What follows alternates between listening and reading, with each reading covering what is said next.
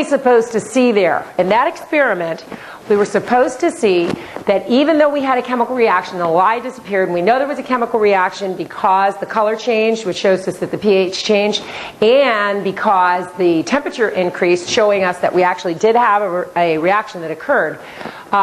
Even with those two things in a chemical reaction, we saw that we have the same mass that we started with as what we finished with. And basically all chemistry is built on that premise. So it better be right. Anyway, let's look on how to do the problems. You have an example problem on 3.1, but let's go ahead on page 773. Go down to on your own 3.1, please. And it says, in a careful experiment, a chemist burns 15.4 kilograms of wood in a fireplace. The chemist collects all of the substances produced by the fire. He measures the mass of ash produced to be 925 grams. The mass of the carbon dioxide produced is 15.14 kilograms, and the mass of the water produced is 3.12 kilograms. How much oxygen was used up by the wood while it burned? Now don't start hyperventilating or panic, okay? First, pray, breathe. Okay, then you're going to read it the second time, and you're going to go, what's given? Okay, well what we have here is somebody's burning wood, aren't they? And you get right from there that oxygen plus wood produces what? What does he tell you that that produces? He tells you that that produces ash plus carbon dioxide, which you could write out carbon dioxide, that's fine, plus water, and you can write out water, that's fine too. Okay, so this isn't any numbers yet, this is just what we know is going on. We also know that these two things mass-wise have to equal one another, don't we? Because that's the whole idea, the conservation of mass, matter's neither created nor destroyed, it can only change form. So however much mass is over here is going to equal the mass that is over here. Now he gave us the masses on these, didn't he? He actually tells us, well, let's see, first thing, 15.4. So we have 15.4 kilograms of wood, don't we? And he wants to know what the mass is on the oxygen, correct? Okay, and then he tells us that the mass of the ashes produced is 925 grams. Well, everything else here is in kilograms, so I'm going to convert this because you can't add this up or subtract it if they're not all in the same dimension. And so I'm going to go ahead and convert this to kilograms. So 1, 10 to the third. So this is going to be 0.925 kilograms. So I'm going to put this in here. 0.925 kilograms. Okay, there's my ash. How about the CO2? He tells us that the carbon dioxide is that many grams, 15.14 kilograms. And then he tells us that the water produced is 3.12 kilograms. Now that I've written it out, whoops, that should be in kilograms, shouldn't it? Sorry. Now that I've written it out like that, it's not hard at all. You look at that and go, oh, that's easy. You know, you just add these up, subtract that from it, and it tells you. So it's important that you make this in such a way that you can look at it and tell what's going on. Now, the one thing that I do want you to look at, though, while we have this opportunity is the dreaded significant figures. Okay, so let's look at this. Because remember, when we're adding or subtracting significant figures, we have to go by precision. So first, let's just get an answer here. We're going to put this in the calculator, 0.925 plus 15.14 plus 3.12 equals, ooh, I didn't do that right, sorry, 0.925 plus 15.14 plus 3.12 equals, and I get 19.1, here, I'm going to write it. 19.185 is what I get in my calculator, and that's going to be kilograms. But you know, I can't just write that, can I? So let's figure out. The one that is the least precise will determine how my answer has to be. This goes out to the thousandths place. This goes out to the hundredths place. And this goes out to the hundredths place. So the least precise are the hundredths, which would be here.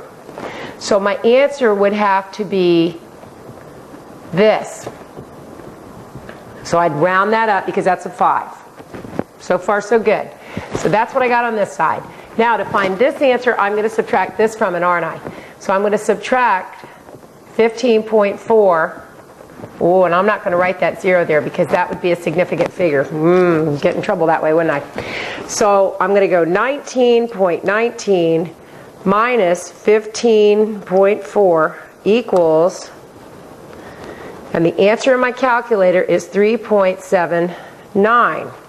But this one only goes out to the tenths place on significant figures, so my answer can only be as precise as the least precise that I'm working with, which would be to the tenths place. So I am going to round this up to here.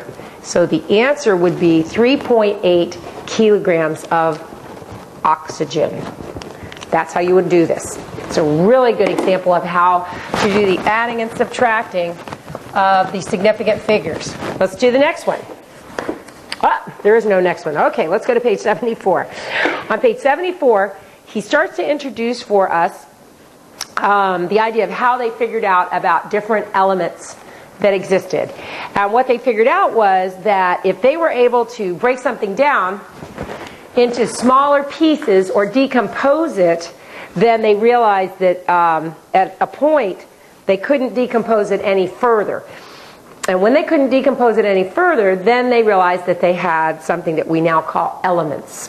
And he defines for us here elements on page 74. He says any substance that cannot be decomposed into a less massive substance. So if you can't break it into smaller parts, then it's probably an element. I am aware that you've probably already studied atomic theory enough in your education to know that there are electrons, protons, and neutrons. But those things in and of themselves are not stable, and elements are usually considered stable. So you can't break them down any further and them still be stable, just in case you're one of those people that wants to nitpick that one, okay?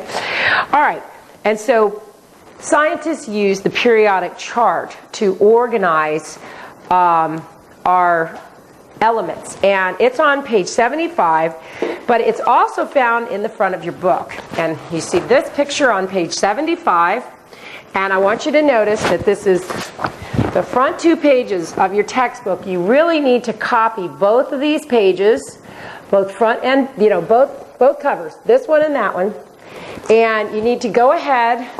You don't have to have your name written across it real big like I do. And you need to go ahead and put those in a plastic sleeve so that you have those to use on tests. The one that you use on tests, you shouldn't write anything on. It should just have what's there. That was from the inside cover of the book. You may want to make a second copy for you to actually use to study from, because eventually you're going to learn a bunch of different properties on the periodic chart, and you'll actually be tested about certain properties of the periodic chart. And so it might be helpful for you to have one that you can write on later, but for right now, just make a copy of that one. He also tells you that he wants you to learn the first 20 of the elements and their symbols. And they're numbered. You'll notice that hydrogen is 1 and helium is 2. So just memorize from hydrogen to calcium that what their symbols are. You don't have to memorize any of the numbers, just their symbols and what they represent. You did notice looking at that periodic chart, I'm sure, that it's got a weird shape. Well, the reason it has a weird shape is because these different elements have periodic properties, and so that's why the periodic chart is actually organized in the way that it is due to the periodic properties, and we'll study those more later. So it's not that they were just lame and couldn't get their chart together. Okay, there's really good reasons. It's a very cool tool once you know how to use it, and we will study it later.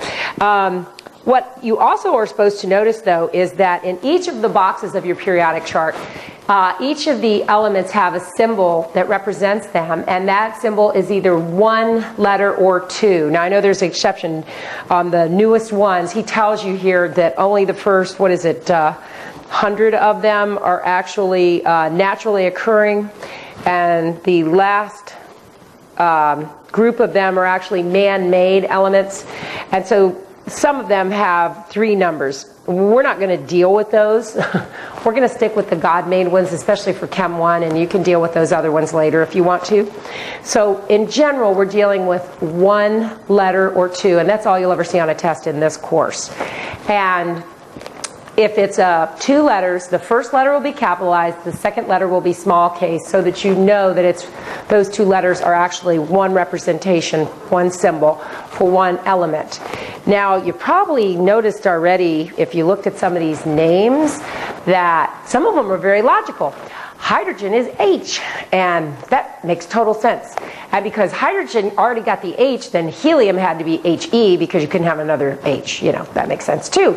But then you get down to sodium, and sodium is Na, and I don't know about you, but like, that's not very good spelling if that's really the case. And so you have to understand something. And I'm going to tell you a little more than what Jay told, because it's really kind of interesting. When they decided to use this system was in the mid-1800s, about 1830s. They decided to come up with this system of using symbols rather than using the whole names, and it was out of desperation, you know, the mother of invention. But anyway, when they did that, you have to remember that at that point in time, the sun never set on the British Empire. So basically what that meant is this: if you were a British scientist and you discovered an element, you gave it an English name. If you were any other scientist, Russian, French, German, any other scientist, you had to give it a Latin name. And so everybody else gave them Latin names, except for the British people, because they were allowed to give them English names, because they were basically ruling the world at the time. And so that means that if the element was discovered by a British person, it has an English name and it looks very normal to us. But if it was discovered by anybody else, it was given a Latin name, and so the symbol actually comes from its Latin name. Like natrium is the Latin name for sodium, and so that's why it got Na. And nitrogen already got the N, so that's why it got Na. And kalium is the Latin name for potassium, and that's why it didn't get a P. Phosphorus got the P, it got a K. And so it's very different than what we would necessarily think that it should be, but that's why. It's because the historic aspect of it being, whether it being Latin or British, as to where it came from.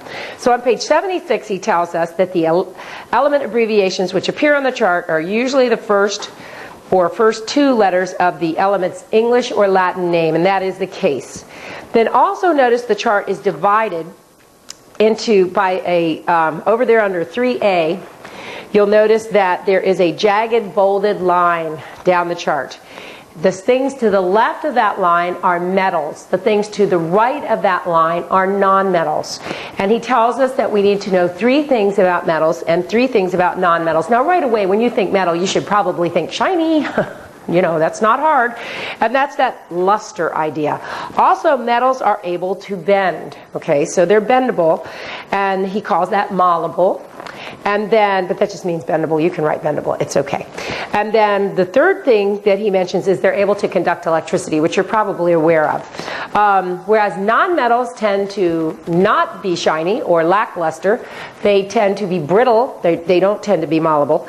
And they usually do not conduct electricity. Now, there are exceptions to every rule, but these are the basic rules. And so the things to the left-hand side of the chart are metals. The things to the right-hand side of the chart are nonmetals. And he tells us that even though hydrogen is on the left side of the jagged line, it is always considered a nonmetal. The reason it's on the left-hand side is because of other properties of hydrogen that it needs to go over on that first column. But it is the only nonmetal that is actually put over on the left there in the area of the metals that's actually a nonmetal. So remember, hydrogen is a nonmetal. So let's look on page 77, 3.2, which of the following elements are metals. And so all you would do is look and see which ones are on the left side of the chart and which ones are on the right side of the chart. Your metals are the ones on the left side of the chart. And so you would just answer it that way. 3.3 says, if you want to make wire for an electrical system, and you only have the following elements to work with, which would you choose?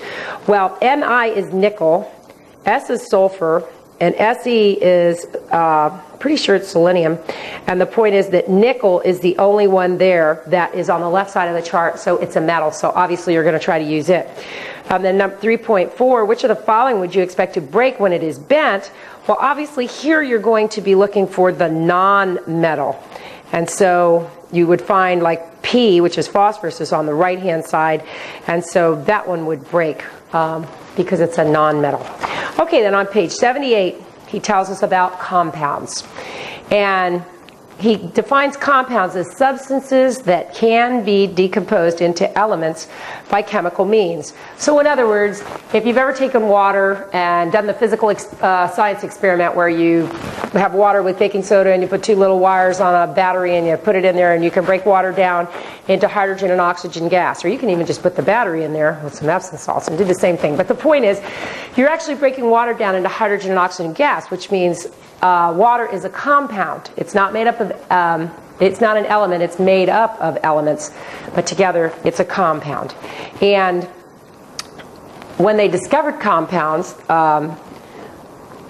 Joseph Proust, I have always said it Proust, but from his, I'm thinking maybe it's Proust, I'm not sure. But he says the law of definite proportions, which is what that gentleman came up with, is the proportion of elements in any compound is always the same. In other words, water is always H2O. It's never going to be H2O2. If it's H2O2, it's no longer water, it's hydrogen peroxide. It's a different substance. And so this law tells us there is a simple recipe that governs how much of each element is actually in a particular compound. And if you change that proportion, then you actually have a different molecule. Like carbon dioxide is what we exhale, CO2. Yet carbon monoxide is CO, and it'll absolutely kill you. We have to breathe oxygen, O2, but O3 is ozone, which is deadly, and it will kill you. And so it's important to understand that each compound has its own individual recipe or proportion that makes it up, that it exists in. And so he shows us here how in figure 3.1, how that might work. That if the girl took and she put together sodium and chloride gas, and she produced table salt, but she had some leftover sodium, and the reason she had leftover is because she had more sodium than she needed for the particular experiment. And so from that information, she could figure out a lot of things. She could figure out what amount of sodium she has to have to chloride to actually react it. And then from that recipe, she could increase the recipe. And let me just say this. If you read through this, and hopefully everybody did their homework beforehand, and you looked at this and went, oh my goodness, how do I do this without, I can figure it out when I'm watching what Jay Wiles does, but how do I do this on my own? I want you to think cookies. And if you've never made cookies with your mom, then maybe it's time, okay? Because baking actually is chemistry. I don't know if you know that. But anyway, the trick is this. Let's say you had a recipe, and in your recipe, it told you how to make 1 dozen Toll House cookies. A dozen, that's 12, right? Cool. It is the world's greatest Toll House recipe. Toll House cookie recipe. So you want to make a batch for your friends at church, and there's 36 people in your group at church. So how are you going to make 36 so everybody gets 1 cookie? You're going to multiply your recipe, everything in your recipe, by 3, and that way you'll be able to make 36 cookies. Although personally I would double that, but anyway, you'd be able to make 36 cookies and you'd have enough. This is actually all you're doing here. And if you'll think cookies, you won't freak out so badly if this whole thing freaks you out. Some of you are going, what's the problem? It's no problem at all. But trust me, there's others of you that are going, ah! Okay, so it's important that just think cookies. It's something that we're, it's much more pleasant, let's be honest. Think of your favorite cookie. Anyway, okay, so when you think of that, now let's look at, on page 81, let's look at the on your own. You guys can get through the example problems without me because he explains them all. So I know you can get through a lot of this stuff without me, but I'm here to help. So anyway, on page 81, look at 3.5, and it says, when 12 grams of the element carbon react with 4 grams of the element hydrogen, natural gas, the same stuff you burn in a gas stove or a gas furnace is produced. There is no leftover carbon or hydrogen when these quantities are used. So in other words, he gave you the recipe with no leftovers. How much carbon and hydrogen would you need to make 100 grams of natural gas? Okay, so before you panic, you breathe, you pray. Actually, not in that order, you pray and you breathe. But anyway, you do these things, then you read it twice and say, okay, what did he tell me? Well, he told me that if I have 12 grams of carbon And yes, I have my significant figures right. And I react that with 4 grams of hydrogen. He says that I will make natural gas. I'm going to put here gas, right? And he says there are no leftovers. So that means that this plus this is what I'm going to make of gas, doesn't it? Which is 16. And this is to the 10th place, this is to the 100th place, so my answer over here is going to be to the 10th place, not past it. Remember, the least precise will determine how our significant figures will fall on this one. Okay, so we have 16 grams of natural gas. All right, so far so good. But he wants to make 100 grams of natural gas. It's like your cookies. Now I know how to make 16 cookies, and he wants to make 100 cookies. So what am I going to do? Well, I know how to make 16 cookies, and I need to know how many times I'm going to have to multiply it by to get to the new batch size, which is 100 cookies, right? And if I do that, then I'm just going to divide both sides by 16. That'll make that go away. Oh, well, then do it in your calculator. And when you do that in your calculator, it's going to give you 6.25. Now notice, grams cancel. Grams cancel. So that is a dimensionless quantity. This is the one time that you can have it without any, because I'm just figuring out how much I have to multiply my recipe by, right? Okay, so now what I do is if I want to make 100 of these, I'm going to go back up here and multiply everybody by 6.25. Just like in your cookie recipe, if you had to make 3 times the amount, you'd multiply the number of eggs by 3, you'd multiply the number of butter by 3, everything would be multiplied by 3. Well, here everything's being multiplied by 6.25. 6.25. Okay, now in this case we have 3 significant figures in each case, so my answer here would be 75.0 grams of carbon, and here it would be 25.0 grams of hydrogen. And there's your answer, and you're done. And notice that actually does equal 100. It won't always be that way. Sometimes it'll be off by like 1 gram or whatever, and it's because of significant figures. Just do what you're supposed to do and don't panic, okay? All right, let's look at the next page. On the top of page 82, there's one more practice problem there for us. I'm using the blue marker because it seems to be working better, so I hope it makes it easier for you to see. A chemist decomposes 30 grams of purple powder into 13.6 grams of the element cobalt at an unmeasured amount of chlorine gas. The chemist uses the results of this experiment to help him determine the recipe for making this purple powder from its elements. He then decides to make 1 kilogram of it. How much cobalt and how much chlorine gas will be needed? Okay, so before you panic, breathe, pray. Then you're going to look at this and you go, okay, what am I doing? Well, the guy told me that I have 30 grams of purple powder.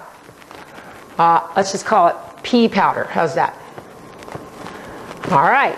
And that I am going to break that down, and he tells me when I break that down, it's going to produce 13.6 grams of cobalt, which he tells me is CO, and an unmeasured amount of chlorine gas. So we have an unmeasured amount of chlorine gas. Right? Okay. I'm going to write here chlorine gas. Actually, I'm going to cheat. Chlorine gas is Cl2, so just bear with me. Okay, that's chlorine gas. Now, how do we figure out how much chlorine gas there is so that we have our recipe? Well, I know that mass-wise, these two equal one another, don't they? So I know that 30 minus 13.6 grams, 30 minus 13.6, it's going to give me 16.4 grams.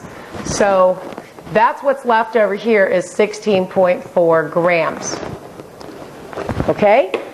16.4 grams of chlorine. Now, I know how much chlorine was used. So I've got that. Now that gives me my recipe, doesn't it? Here's my recipe.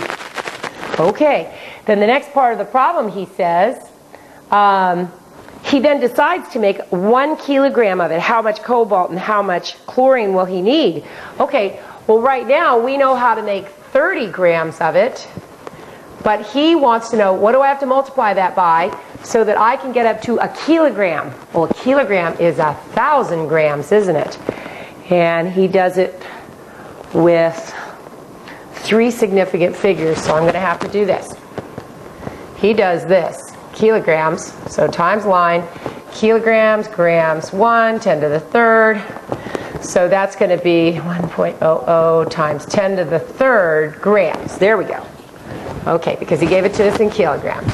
All right, now all I have to do is say 1,000 divided by 30, which gives me x equals 33.3. There you go, 33.3. And then I'm going to come over here. So that's my dimensionless quantity. That's the number I have to multiply my recipe by. So now I'm going to come back up here and just multiply 33.3 times 33.3. I have 3 significant figures in both places. So when you multiply that out, you're going to get 453 grams of cobalt. And you're going to get 546 grams of chlorine gas.